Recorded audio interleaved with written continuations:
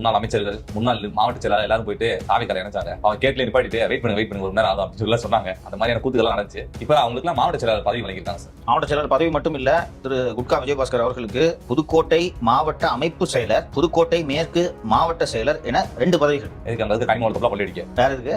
And Thiru MR. Vijayabaskar அவர்களுக்கு மாநில துணை செயலாளர் மற்றும் கரூர் மாவட்ட அமைப்பு செயலாளர் இது போன்ற பதவியெல்லாம் கொடுத்திருக்காங்க. தினமலர்ல இன்னைக்கு வந்திருக்கக்கூடிய செய்தி, அதிமுகவிலிருந்து வந்தவர்களுக்கு எல்லாம் இவ்வளவு முக்கியத்துவம் கொடுக்கப்படுவதன் காரணமாக தாவேகவில் ஆரம்பத்திலிருந்து இருப்பவர்கள் கடுமையான அதிருப்தியில் இருக்கிறார்கள்.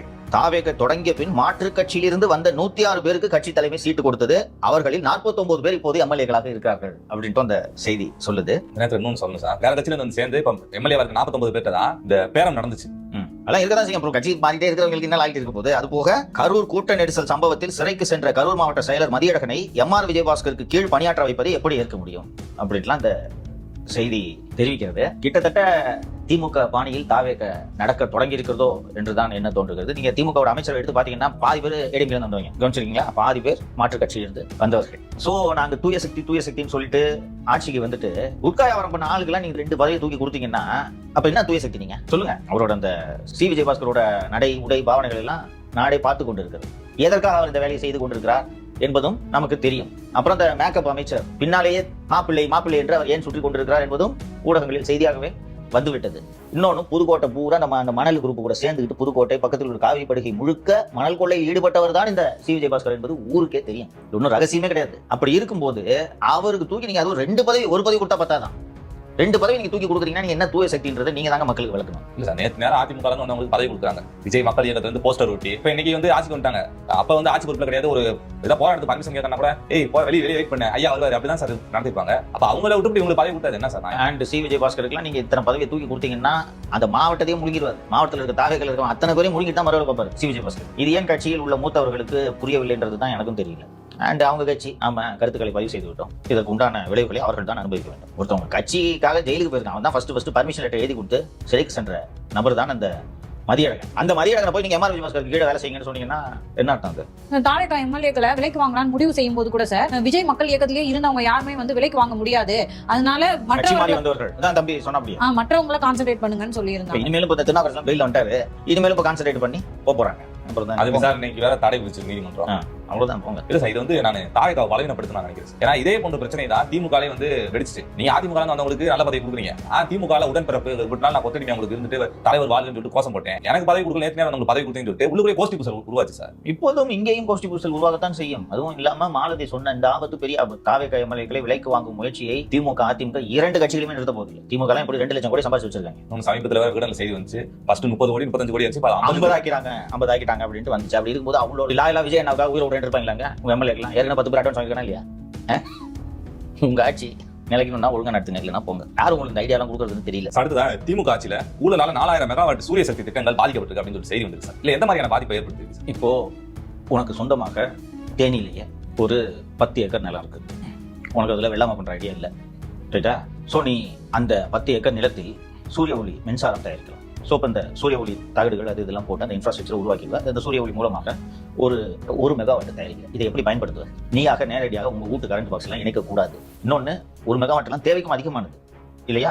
அப்போ உனக்கு பயன்படுத்தியது போக ஒரு 1/2 மெகாவாட் மிச்சம் இருக்கிறது. அது ஏன் வீணா போகணும்? இன்னொன்று, நீ ஒரு இன்வெஸ்ட்மெண்ட் பண்ணிருக்கு, அரசுக்கும் மின்சார தேவை இருக்கிறது.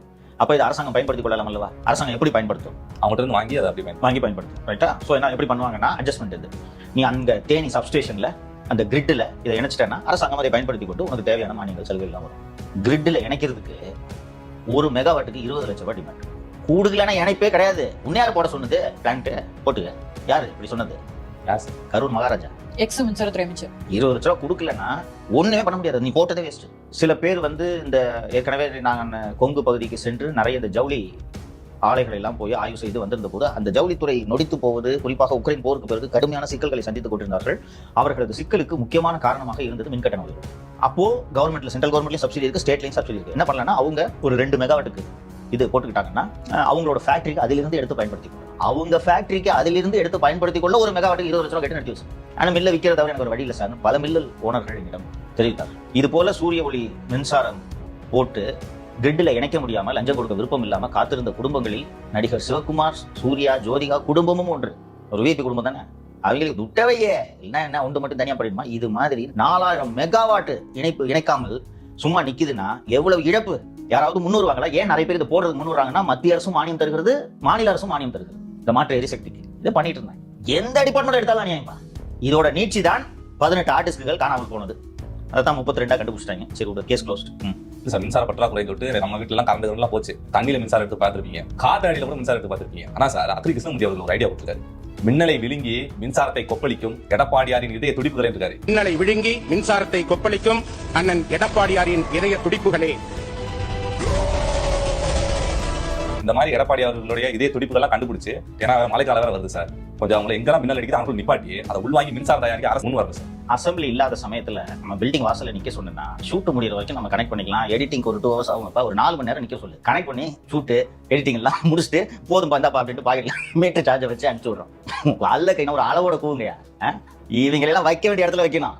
திடீர்னு வாசல்ல நிக்க வேண்டிய ஆளை தூக்கி பக்கத்துல உட்கார வச்ச உடனே அதற்கான கூவல் தான் இது. இல்ல, இது எனக்கு என்ன புரியல. அப்படித்தான் அவரை வச்சு நல்லா எதுக்கு இப்ப டைம் வேஸ்ட் பண்ணிட்டு இருக்காரு அவர் சட்டப்பேரவையில?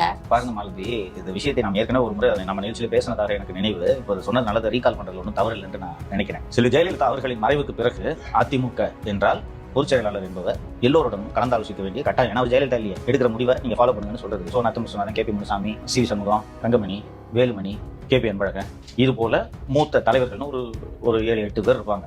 அவர்கள் தான் எல்லா முக்கிய முடிவுகளிலும் இருப்பார்கள். அவர்கள் தான் கலந்தாலோசிப்பார்கள், எல்லாத்தையும் கன்சல்ட் பண்ணி எடுப்பாங்க. தலவாய் சுந்தரம், அக்ரி கிருஷ்ணமூர்த்தி எல்லாம் பெரிஃபெரியில அவங்ககிட்ட தம்பி இந்த வேலையை கட்டு போய் கொடியை கட்டு, இந்த லெவலுக்கு தான் இருந்தார் அக்ரி கிருஷ்ணமூர்த்தி எல்லாம். சீட்டு கிடைக்குமா இல்லையான்றது அக்ரி கிருஷ்ணமூர்த்தி டவுட். அந்த அளவுக்கு ஒரு செல்வாக்கான தலைவர்களும் கிடையாது. ஏன்னா சில ஜெயலலிதா உயிரோடு இருந்த காலத்திலேயே ஒதுக்கப்பட்டவர்களில் அக்ரி கிருஷ்ணமூர்த்தி எல்லாம் ஒருவர்.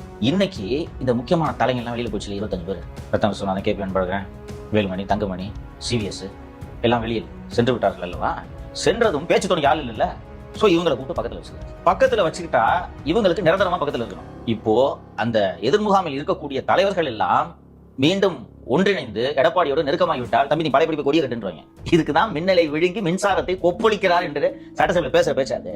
அதை வச்சுதான் வளர்த்தியா இருக்கிற மைக்க பிடிக்கும் மண்டையில போனோம். யோ மூட்டு உட்காரு பார்த்துன்னு இருக்கிறேன். ஓவர நாங்களே கூவுறது இல்லை எங்க தலைவரை பத்தி. அப்படி மின்சாரத்தை 234 தொகுதியிலையும் கொப்பளிச்சு ஜெயிச்சிருக்க வேண்டியதானே. நீங்க பேச்சுக்கு ஒன்னும் குறைச்சல் இல்ல. இதை போய் எலெக்ஷன் காமிச்சு ஜெயிக்க வேண்டியதானே. சார், இதன் தொடர்ச்சியா வேலுமணி அவர்கள் மற்றும் நத்தம் விஸ்வநாதன் அவர்கள் இருவரும் சேர்ந்து ஒரு நீண்ட நிறைய கடிதம் எழுதி EPS அவர்களுக்கு அனுப்பியிருக்காங்க. அந்த கடிதத்தோட தலைப்பே பாத்தீங்கன்னா 400க்கும் மேற்பட்ட செயற்குழு பொதுக்குழு உறுப்பினர்களை நீக்கம் செய்ததை மறுபரிசீலனை செய்ய வேண்டும் அப்படின்றத போட்டுட்டு, அதுல ஒரு வேலுமணி இந்த கடிதத்தை அனுப்பிவிட்டு செய்தியாளர்களை சந்தித்த போது அவர் சொன்ன விஷயம் தான் எனக்கு மிகவும் நகைப்பாக இருந்தது. எனக்கும் அண்ணன் எடப்பாடி இடையில ஒன்றும் பெரிய இதெல்லாம் சின்ன கருத்து வேறுபாடு அப்படித்தான், வேற ஒன்றும் இல்லை என்று சொல்லிக் கொள்கிறார். அந்த கடிதத்தில் குறிப்பிட்டிருக்கக்கூடிய சில விஷயங்கள்லாம் முக்கியமான விஷயங்கள். 2019 மக்களவைத் தேர்தலில் அதிமுகவோடு தேமுதிக இருந்தது, புதிய தமிழகம் இருந்தது, சமத்துவ மக்கள் கட்சி இருந்தது. மக்களவைத் தேர்தலுக்கு அந்த கட்சிகள் பெரிய அளவில் உதவும் என்று சொல்ல முடியாது இல்லைங்களா? ஆனால் மாநில தேர்தலை பொறுத்தவரை அந்த கட்சிகள் முக்கியத்துவம் வாய்ந்த கட்சிகள், பலமான அமைப்பு.